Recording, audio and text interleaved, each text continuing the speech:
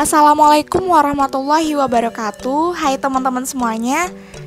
Kami dari kelompok 12 akan menjelaskan tentang materi teknik kursi kosong, peneguhan hasrat untuk melakukan sesuatu, dan merumuskan kontrak.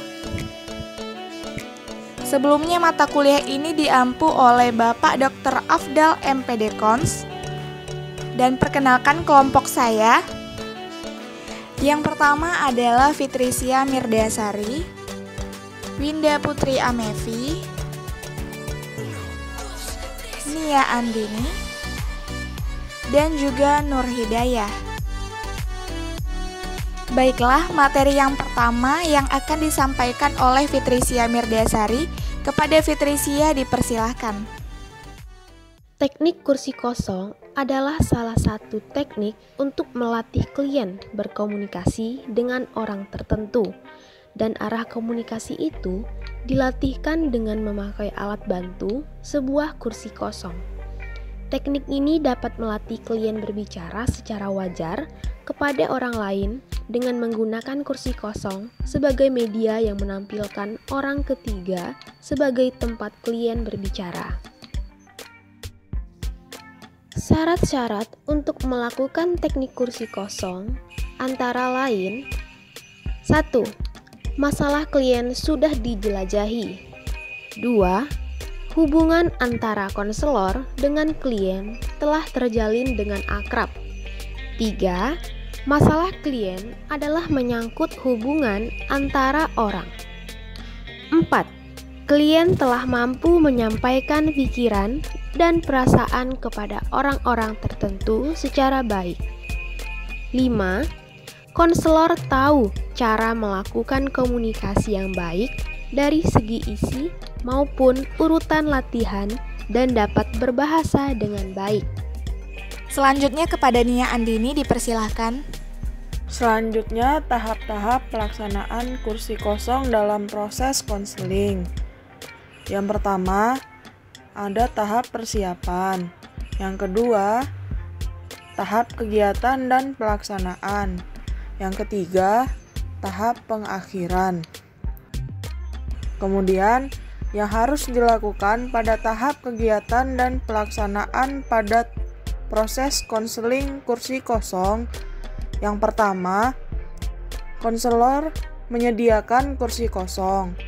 Yang kedua, konselor meminta klien membayangkan orang lain lawan bicara klien ada di kursi kosong tersebut. Yang ketiga, konselor meminta klien mengemukakan kemungkinan tahapan lawan bicara. Yang keempat, konselor membantu klien membicarakan masalahnya terhadap yang dibayangkan. Yang kelima, konselor memberi penguatan dan perbaikan terhadap klien dan cara klien berkomunikasi. Yang keenam, konselor meminta klien untuk mengulangi latihan dengan cara berlebihan, baik sampai benar-benar mampu berkomunikasi sesuai harapan. Kemudian yang terakhir, konselor meminta klien mengemukakan kemudahan dan hambatan yang ditemui. Baiklah, materi selanjutnya yang akan dijelaskan oleh Nur Hidayah terkait tentang peneguhan hasrat. Kepada Nur Hidayah dipersilahkan. Peneguhan hasrat untuk melakukan sesuatu. Peneguhan hasrat yaitu suatu teknik yang dapat membuat klien mempunyai keinginan, keyakinan, dan prinsip yang lebih kuat agar mau melakukan perubahan positif dalam dirinya. Dalam hal ini, konselor hendaklah memberikan perhatian sepenuhnya terhadap usaha meneguhkan janji klien pada dirinya sendiri, dan amat diperlukan adanya beberapa keterampilan di dalam mengarahkan dan memberikan tanggapan. Tujuan hasrat untuk melakukan sesuatu. Yang pertama, mendapatkan apa yang menjadi pilihan klien yang sudah disepakati oleh konselor dalam memecahkan masalahnya. Yang kedua, konselor memberikan perhatian penuh kepada klien agar klien mau bekerja keras mencapai tujuan yang telah ditetapkan. Dan yang ketiga, agar klien benar-benar mau mengerjakan keputusan-keputusan yang telah ditetapkannya dalam pemecahan masalahnya. Syarat-syarat dilakukannya peneguhan hasrat. 1. Adanya keinginan klien yang untuk mengubah tingkah lakunya ke arah yang lebih positif. 2. Klien telah mencapai pemahaman yang cukup mendalam dari masalah atau hal yang dihadapi. 3. Klien telah mengetahui dan memilih tujuan yang ingin dicapai. Baiklah, materi selanjutnya yang akan saya jelaskan sendiri yaitu tentang merumuskan kontrak.